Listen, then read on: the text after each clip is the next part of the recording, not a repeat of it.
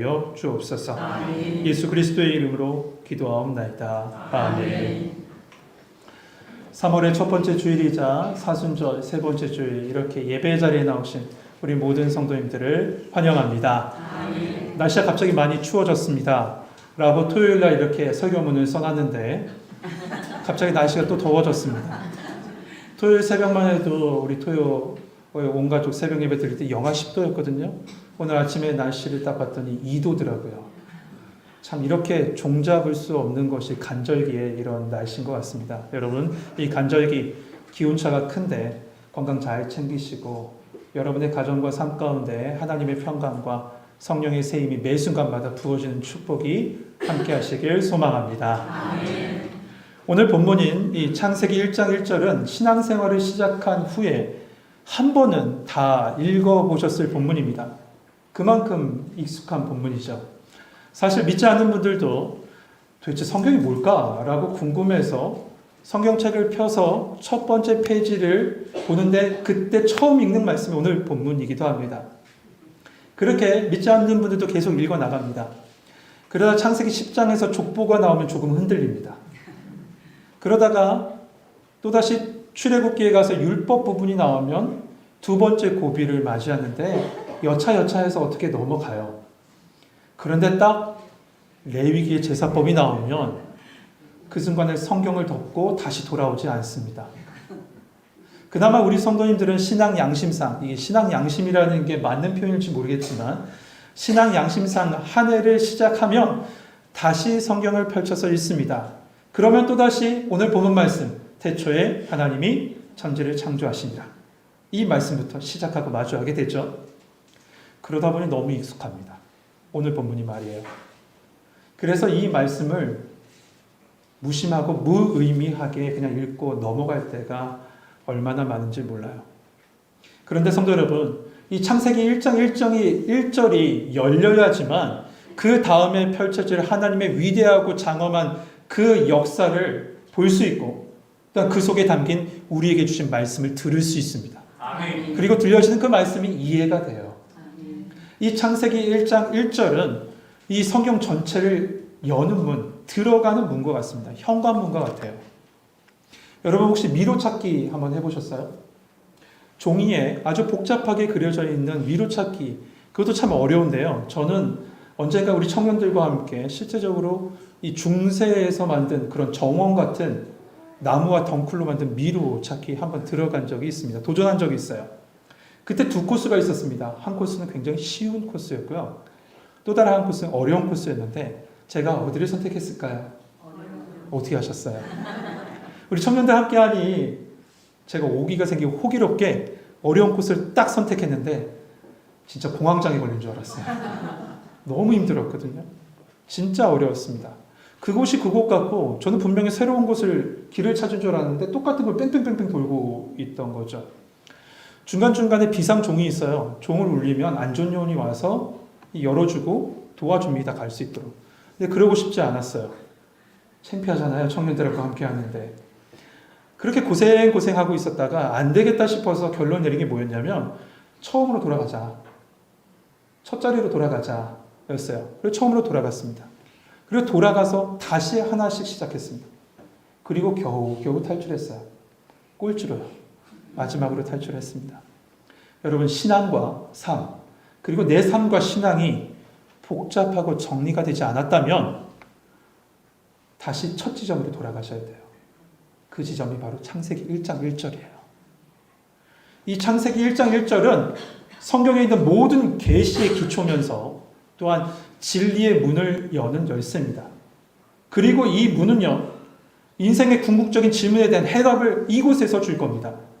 그래서 창세기를 갖다가 모든 것의 시작을 알리는 책이라고 하는 동시에 또한 모든 것의 해답이 되는 책이라고 말하는 거예요.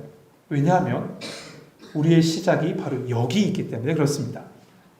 다시 한번 말씀드리지만 오늘날 많은 문명이 발달하고 이성적인 사고가 대세를 이룬 지금 이때 말이죠. 왜 사람들이 절망하고 왜 사람들이 우울증에 빠질까? 생각해보면 우리의 인생의 시작과 그 의미를 알지 못하기 때문에 그렇습니다. 여러분 몸이 아파서 병원 가시면 제일 먼저 하는 게 뭔지 아세요? 문진표를 작성합니다. 근데 그 문진표에 빠지지 않고 들어갈 항목이 있는데 그게 뭐냐면 가족력이에요. 가족력. 가족력이 꼭 들어가요. 왜 이 항목이 들어가죠? 우리 가족 속에 근원적으로 유전적으로 있는 그 존재하는 그 병을 먼저 알아보기 위함이에요. 이처럼 우리의 시작 그리고 그 근원을 아는 것이 정말 중요하죠. 그 시작과 근원을 우리에게 가르쳐주는 말씀이 오늘 창세기 1장 1절 말씀입니다. 그런데 이 창세기 1장 1절은요. 우리의 시작을 설명하려고 쓰여진 말씀이 아닙니다. 이 말씀은 선포된 말씀이에요. 동의를 구하거나 설득하려고 쓴 말씀이 아니라는 거죠. 왜냐하면 하나님은 증명할 필요도 없고 증명할 수도 없기 때문에 그래요. 그 어떤 인간도 하나님을 증명하지는 못합니다. 피조물이 어떻게 창조자를 증명할 수가 있겠습니까? 그래서 창세기는 과학적인 평가와 분석으로 주어진 말씀이 아니라 믿음으로 받아들여야 될 말씀이라는 거예요. 히브리서 11장 3절에 이렇게 말씀합니다. 믿음으로 모든 세계가 하나님의 말씀으로 말미암아 지어진 줄을 아나니 보이는 것은 나타나는 것으로 말미암아 된 것이 아니니라. 모든 세계가 하나님의 말씀으로 지어진 줄 무엇으로 안다고요? 믿음으로 아는 겁니다, 여러분. 믿음이에요. 그런데 이 사실을 믿지 못하면 어떻게 되냐? 오늘 2절 말씀에 보니까 그 나온 말씀처럼 공허와 혼돈 속에 살아갈 수밖에 없습니다. 그러니 1장 1절이 풀어져야 돼요, 우리 인생에. 1장 1절이 풀어져야지만 우리의 인생이 혼란스럽지 않는다는 거죠. 그래서 존 칼빈은 이런 얘기를 합니다. 하나님에 대한 지식이 있어야지만 나에 대한 지식을 가질 수 있다. 하나님에 대한 지식을 가져야지만 나에 대한 지식을 가질 수 있다. 그런데 여러분, 그 하나님에 대한 지식을 어떻게 갖는다고요? 믿음으로 우리에게 주어지는 거예요. 여러분, 믿음은 내가 믿어야지 하는 것이 믿음이 아니에요. 그건 신념이에요. 믿음은 전적인 하나님의 선물, 하나님의 은혜입니다. 그러므로 이 시간에 여러분, 그 하나님의 선물된 그 믿음이 여러분의 심령에 부어지길 소망합니다. 우리는 방금 전에 사도신경을 고백했습니다. 그 사도신경의 시작이 어떻게 되죠? 나는 전능하신 하나님 천지의 창조주를 믿습니다. 맞습니다. 믿음의 고백의 시작은 여기에요. 천지의 창조주를 믿는 것부터 시작해요. 이것이 우리의 신앙의 기초고 우리의 신앙의 시작입니다. 그래서 창세기 1장 1절은 많은 문학적 미사여구나 어떤 논리적인 구조로 그런 단어로 설명하지 않고요. 하나님께서 창조주 되심을 깔끔하고 간결하고 단호하게 지금 선포하고 있는 거예요. 그렇다면 여러분, 우리 함께 그 장엄한 시작을 이야기하는 그 말씀이 우리 가운데 어떻게 적용되는지 단어 한 단어 한번 살펴보며 은혜를 나누길 원합니다. 우리 1절 말씀 다시 한번 읽어볼까요? 창세기 1장 1절 함께 읽겠습니다. 시작.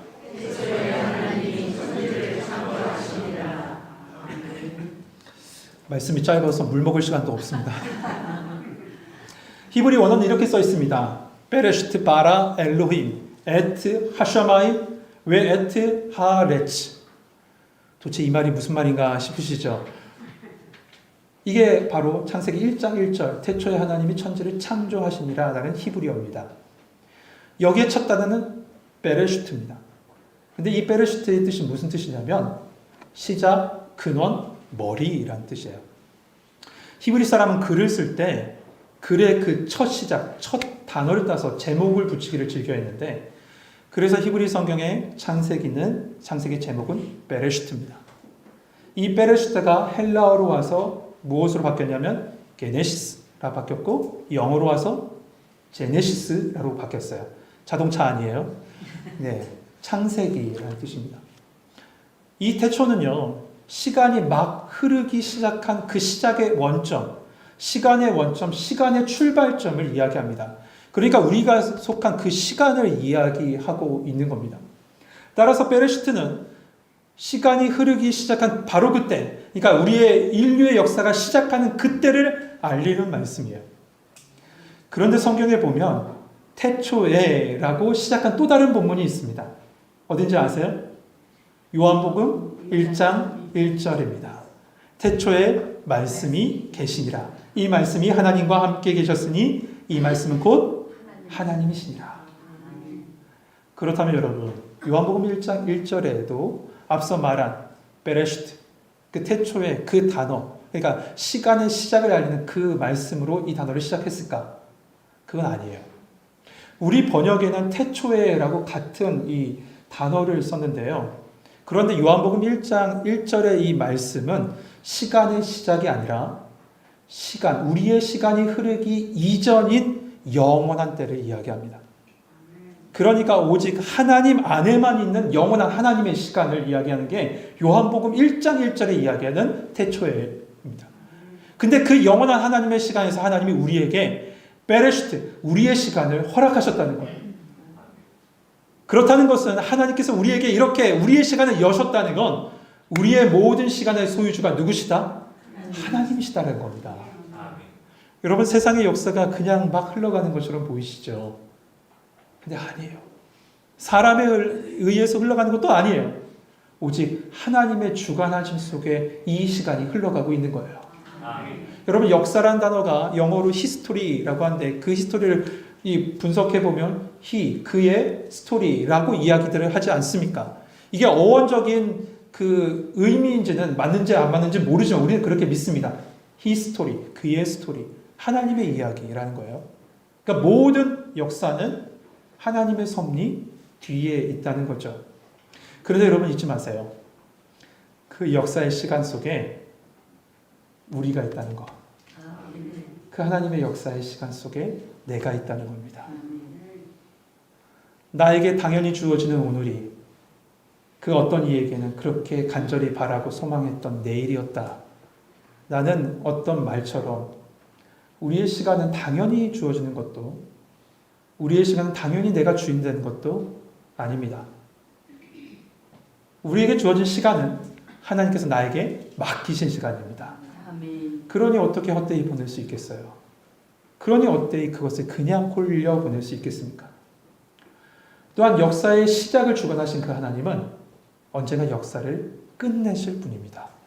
역사의 마무리하실 분도 그 하나님이세요. 로마서 11장 36절 말씀에 보면 이는 만물이 주에게서 나오고, 그러니까 시작이 그 하나님으로부터 시작했다는 거죠. 주로 말미암고 지금도 살아주신다는 겁니다. 마지막에 이렇습니다. 주에게로 돌아갑니다. 마지막이 있다는 겁니다. 창세기의 하나님이 여러분 요한계시록의 하나님이에요. 그 하나님은 알파와 오메가요, 처음과 나중 되십니다.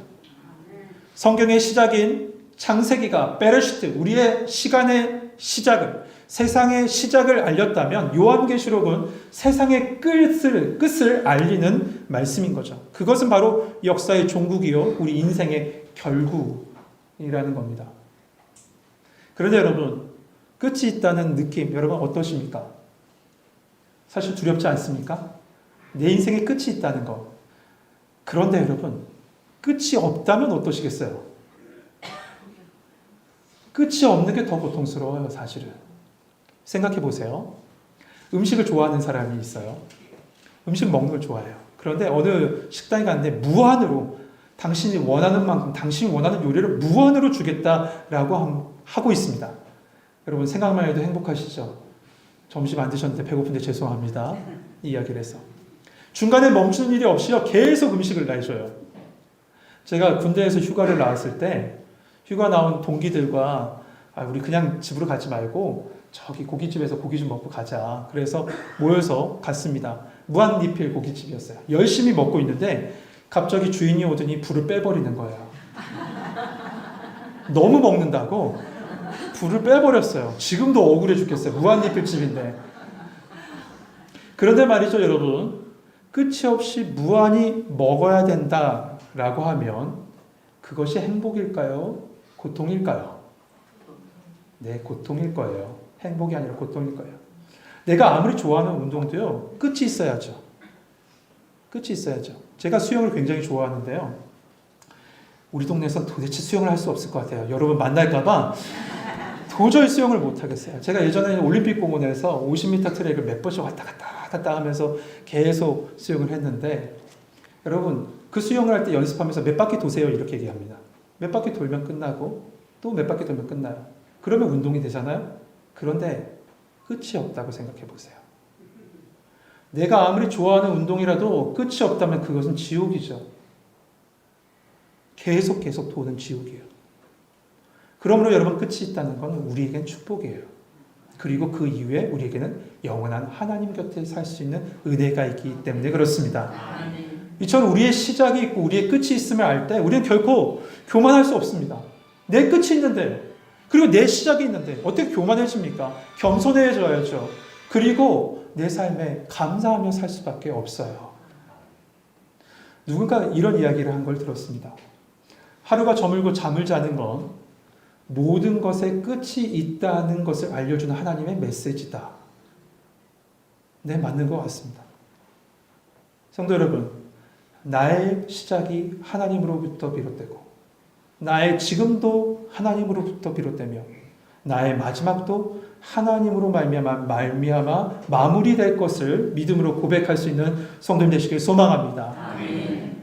누구로부터 출발했느냐에 따라서 그의 인생관과 세계관이 분명히 달라집니다.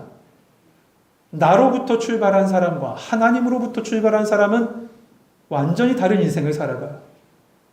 우연히 내가 이 세상에 큰 빛으로 말미암아 존재했다, 우연히 내가 있게 됐다라고 생각하는 사람과 하나님의 계획하심 속에 내가 창조된 존재다라고 생각하며 살아가는 사람의 삶을 완전히 다를 겁니다. 천지 차이예요. 성도 여러분, 여러분의 시작도 여러분의 마지막도 하나님께 있음을 믿으시길 소망합니다. 아멘. 오늘 본문의 두 번째 단어는 히브리어 원어입니다. 두 번째 단어는 바라라는 단어, 창조라는 단어입니다. 우리는 이런 얘기들을 많이 하죠. 창조적 삶을 살아야 한다라는 얘기들을 많이 해요. 자주 얘기합니다. 신기술을 개발하고 새로운 것을, 이론을 만들고 어떤 새로운 이데올로기로 새로운 시대를 열어야 된다. 이것이 많은 사람들이 항상 하는 이야기입니다. 그런데 여러분, 그렇게 말했던 새로움이라는 것, 정말 진정한 의미에서 새로운 창조일까? 아니에요. 모든 것이 다 무에서 유로의 창조가 아니라 어떻게 보면 있는 것에서 다른 것으로의 형태적 변화일 뿐입니다. 여러분, 외계인 보셨나요? 보신 분 없군요. 저도 못 봤어요. 그러나 우리는 외계인들을 어디서 보냐면 영화 같은 데서 봅니다. 제가 처음 에일리언이라는 영화를 봤을 때요, 너무 놀랐어요. 어떻게 외계인 저렇게 생겼지? 너무 놀랐고 좀 무섭게 생겼지 않습니까? 그런데 그 외계인을 자세히 보면요, 새로운 게 하나도 없어요. 예를 들어서 일단 형태는 사람의 모양으로 직립보행을 해요. 그리고 이빨은 악어 이빨을 가지고 있고요. 머리는 물고기 모양이에요. 그리고 꼬리는 정갈이에요. 여러 가지 것들을 합성해서 하나의 형태를 만든 거예요. 새로운 것은 없어요. 그저 우리가 어색하고 좀 혐오스럽게 바라볼 뿐이죠. 새롭지 않습니다. 아는 것의 조합일 뿐이에요. 우리에게 나오는 것, 새로운 것, 아니요, 완전한 것, 완전히 새로운 것 나올 수가 없어요. 그런데 오늘 본문에 말하는 빠라, 이 창조는요, 그런 세상의 창조를 이야기하지 않아요. 완전한 무에서 유로의 창조입니다. 그래서 이 빠라라는 단어는요, 히브리어 내에서 오직 하나님 한 분에게만 독점적으로 쓰는 단어라고 얘기해요. 빠라. 여러분, 우리 인간은요, 하나님의 형상을 지니고 있습니다. 이것을 이미고 데이라고 되어 있는데, 이미고, 이미지예요. 이미지 데이, 하나님. 하나님의 형상, 하나님의 이미지를 가진 존재가 우리라는 거예요. 그렇기 때문에 우리 또한 새로운 것을 만들어낼 수 있습니다. 단, 오직 하나님이 이미 주신 것 내에서 새로운 것을 만들어내는 겁니다. 그러나 하나님은 아무것도 없는 완전한 무에서 존재의 유로 광대한 그 우주 공간은 물론이요, 그 안에 채워질 모든 물질들을 동시에 선광적으로 존재케 하신 분이 우리 하나님이십니다.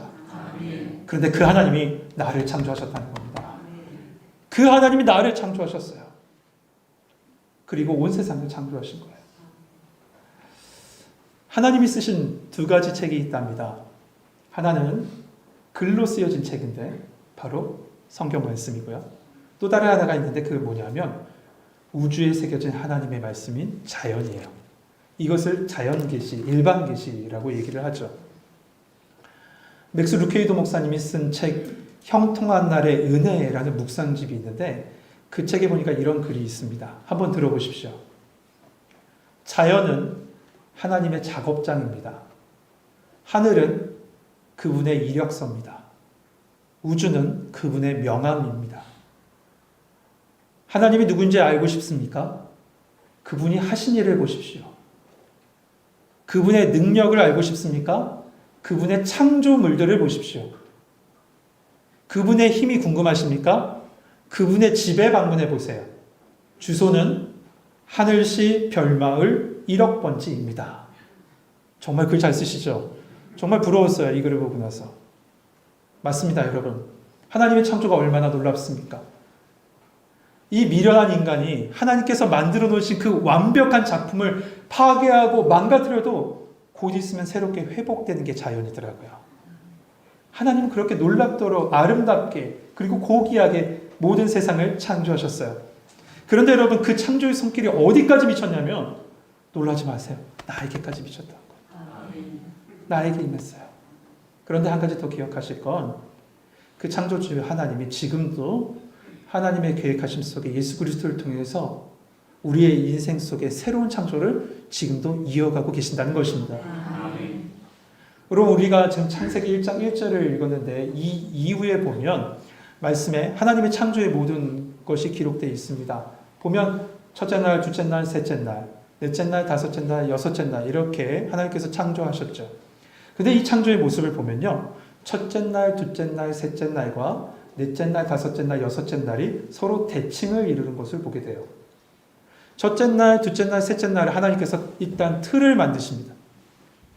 그리고 넷째 날, 다섯째 날, 여섯째 날, 첫째 날 만드신 틀에 넷째 날에 모든 것을 채우시고 둘째 날 만드신 틀에 다섯째 날 모든 것을 채우시고 셋째 날 만드신 틀에 여섯째 날에 모든 것을 채우세요.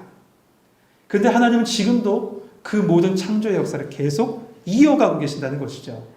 여러분, 여러분의 인생에도 그때그때마다 하나님께서 필요하신 것을 창조하시고 채우시는 하나님의 놀라운 역사가 함께한 줄 믿습니다. 아멘. 그 하나님을 성경은 이 단어로 부릅니다.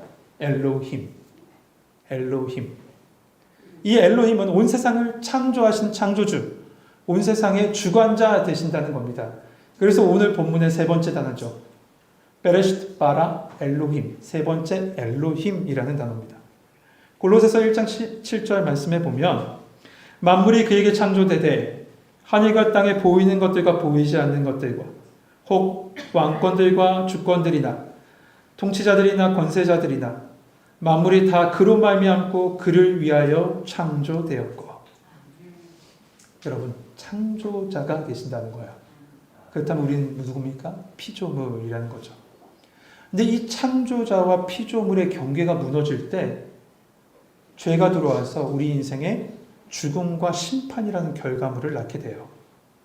여러분, 우리의 존재는요, 온전히 하나님 곁에 있을 때, 그리고 그 안에 머무를 때 온전해지는 줄 믿습니다. 아멘. 여러분, 창세기 1장을 한번 자세히 보시면요, 창세기의 그 기사 속에 거의 매절마다 하나님, 엘로힘이 언급되어 있는 것을 보게 돼요.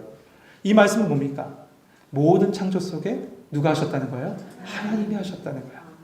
하나님이 하셨고 지금도 하나님께서 하고 계신다는 것이죠. 지금도 예수 그리스도의 은혜로 새롭게 창조하는 역사를 지금도 하고 계시는 분이 우리 하나님이세요. 그런데 이처럼 모든 역사의 주관자, 창조자 되신 엘로힘 하나님이 우리 가운데 계심에도 불구하고 우리는 우리의 주도권을 내려놓지 못합니다. 아니, 내려놓지 못하고 있습니다. 왜 그렇습니까? 우리는 하나님보다 내 자신에 더 몰두하고 있기 때문에 그래요. 내가 더 중요해요. 나예요. 그러니 나의 주도권을 내려놓을 수 있습니까? 그러나 나의 주도권을 내려놓을 때 하나님의 놀라운 역사를 보게 될 줄 믿습니다. 아멘. 나의 주도권을 내려놓고 모든 것을 창조해 주시며 어제와 오늘과 영원토록 동일하신 그 하나님의 인도하심을 받으면 그때부터 우리의 인생에 회복이 시작되는 겁니다. 예전에 여러분 드라마 중에 스카이캐슬이라는 드라마가 있었죠. 그때 거기서 한 선생님이 그 학부모에게 이런 얘기를 했던 그 대사가 기억납니다. 아직도 생생한데 그 선생님이 이렇게 얘기했습니다. 저를 전적으로 믿으셔야 합니다. 좀 비슷했나요? 그런데 그 믿음의 결과물이 어땠는지 그 드라마 끝에 우리는 정확하게 알 수 있었습니다.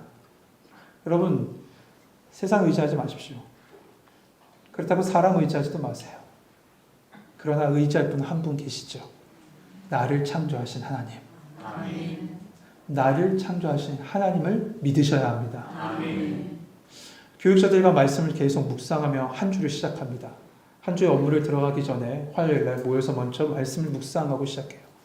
그때 이번 주에 묵상한 말씀은 율법의 전통을 따르지 않는 그 제자들을 비난하고 나무라는 바리새인과 서기관의 모습이 나와 있는 본문이었습니다. 근데 그 말씀 속에서 예수님께서 끊임없이 강조하시고 비교하시는 것이 있어요. 그게 뭐였냐면 너희들의 전통과 하나님의 계명. 너희들의 전통을 따르는 것이 맞냐? 하나님의 계명을 따르는 것이 맞냐? 예수님께서 계속 비교하며 말씀하세요. 그런데 여러분, 이 말씀 속에서 전통이란 단어와 계명이란 단어를 제외하고 한번 봅시다. 뭐가 남습니까? 너희와 하나님입니다. 결국 맞는 건 너희냐 하나님이냐라는 겁니다. 너희 자신의 뜻이냐 하나님의 뜻이냐라는 거예요. 여러분 지금 누구를 의지하고 있습니까? 누구의 뜻 가운데 살고 있습니까? 여러분 창세기 1장 1절 속에 만날 그분은 나를 창조하시고 내 인생 가운데 시간을 허락하시고 나를 지금도 예수 그리스도를 통해서 새롭게 재창조하시는 바로 엘로힘 우리 하나님이실 줄 믿습니다. 아멘. 말씀 속에서 그분을 만나셔야 돼요. 창세기 1장 1절에서 그 창조주 하나님, 나에게 시간을 허락하신 하나님, 지금도 나를 새롭게 창조하신 하나님, 그분을 만나셔야 돼요. 여러분 스스로 본인을 만나지 마시고 하나님 만나십시오. 이 이야기는 한 번쯤은 한번 들어보셨을 것 같아요. 한 젊은 이 자동차 정비사가 있었습니다. 근데 이 정비사의 로망이 뭐냐면 올드카를 갖다가, 그러니까 헌차를, 올드카를 바꿔서 타는 게 소망이었어요. 그래서 헌차를 딱 구입해서 차를 다 고치고 도색도 싹 하고 새롭게 열심히 수리해서 완전히 새 차로 만들었습니다. 그리고 그 새 차를 가지고 야, 이제 한번 달려봐야지 하면서 고속도로를 쫙 올라갑니다. 올라갔는데 올라가자마자 얼마 안 가서 그만 엔진에서 턱턱턱턱 하는 소리가 나더니 멈춰버린 게 아니에요. 그래서 어떻게 해요? 차를 옆으로 딱 대고 이래저래 한번 또 살펴보고 고칩니다. 그때 그 옆을 지나가다 한 차가 갓길에 쫙 대더니 한 노인이 내려서 그 정비사 옆에서 그냥 물끄러미 이렇게 쳐다보고 있어요. 보는 눈이 있으니 정비사가 어떻게 해요? 잘해야 되겠다라는 마음에 더 막 이렇게 자세히 만져보는데 좀처럼 고쳐지지가 않는 거예요. 그때 그 옆에 물끄러미 서 있던 이 노인이 얘기합니다. 이보게, 내가 좀 봐도 되나? 그랬을 때 이 청년이요, 이 젊은 정비사가 처음에 이렇게 얘기합니다. 제가 정비사입니다. 옷 더러워질 수 있으니까 그냥 놔두시죠. 괜찮습니다. 제가 하겠습니다. 이렇게 한 거예요. 근데 그래도 계속 했는데 되지 않자 제 차 이 노인이 물어본 그 물음에 그럼 한번 해보실까요? 하고 내어드렸어요. 그런데 웬일인가요? 바로 고쳐진 거예요. 그래서 아니 놀래서 아니 어떻게 이렇게 쉽게 고치셨어요? 하고 물어봤는데 그 노인이 조용히 명함 한 장을 주고 갑니다. 그 명함에 이렇게 써 있었어요. 헨리 포드. 그 차를 만든 사람이에요. 헨리 포드. 사랑하는 성도 여러분, 우리는 하나님께로부터 한 장의 명함을 받았습니다. 거기에는 이 글이 쓰여 있습니다. 창세기 1장 1절. 태초에 하나님이 천지를 창조하시니라. 이 명함을 받았다면 우리는 그 창조주 하나님을 의지하는 것이 당연합니다. 아멘. 나는 나를 모릅니다. 내 한 치 앞도 모릅니다. 우리는 그로부터 왔고 그로부터 시작됐고 지금도 우리를 인도하고 계십니다. 아멘. 혹시 내 인생의 자동차가 고쳐지지 않고 있습니까? 아직도 우리 가족의 자동차가 망가져 있습니까? 여러분 오늘 창세기 1장 1절에 이 명함을 받으셨다면 그분 하나님께 다시 찾아가세요. 다시 시작할 수 있는 성도들이 되시길 소망합니다. 아멘. 그때 그 하나님이 빠라의 역사, 새롭게 창조하시고 새롭게 살리시는 그 하나님의 역사를 여러분의 인생 가운데 보여주실 줄 믿습니다.